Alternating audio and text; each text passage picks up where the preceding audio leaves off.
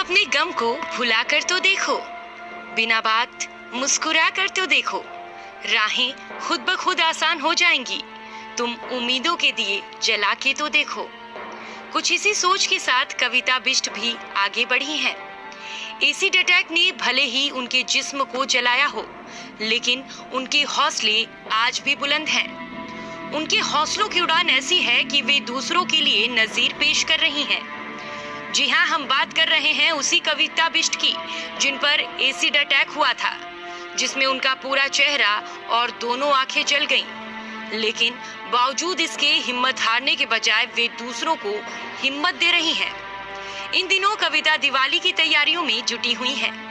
आजकल वे खुद तो दिवाली के लिए दिए, मोमबत्तियां और मालाएं बना ही रही हैं, बल्कि दूसरे महिलाओं को भी इसके लिए प्रेरित कर रही हैं, ताकि वे आर्थिक रूप से सशक्त बन सकें। पास मोमबत्तियां हैं, दिवाली की मालाएं हैं, और जैसे हम दिए बनाए हैं ऐपण करके, और हमारे पास रेशम की पेंटिंग है, घर में डेकोरेट करने वाला सामान है, माता रानी की चुनरी और श्रृंगार वगैरह सारी चीज़ें खरीद सकते हैं।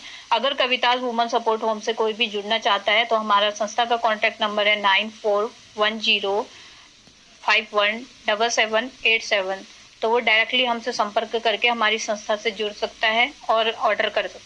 ये वास्तव में है तो बहुत दुख की बात कि चूंकि सरकार बहुत बड़े बड़े वादे करती है महिलाओं को लेकर कि बेटी बचाओ और बेटी पढ़ाओ, और हमारे शहर की एक लड़की जो वास्तव में बिल्कुल पूरी तरह से देखने में भी असमर्थ है और स्वरोजगार भी कर रही है और साथ में कई महिलाओं को रोजगार भी दे रही है, और जैसा आज पता लगा कि उसको 3 साल से मानदेय भी नहीं मिला है, तो इसके लिए भी प्रयास करेंगे कि विधायक जी और जिलाधिकारी के संज्ञान में बात लाई जाए। और चूंकि मैं कविता समिति है उसका अध्यक्ष भी हूँ, हमारा एक प्रोजेक्ट नया हम लोग कान्या में ला रहे हैं जिसमें हम महिलाओं को स्वरोजगार के लिए प्रेरित करेंगे।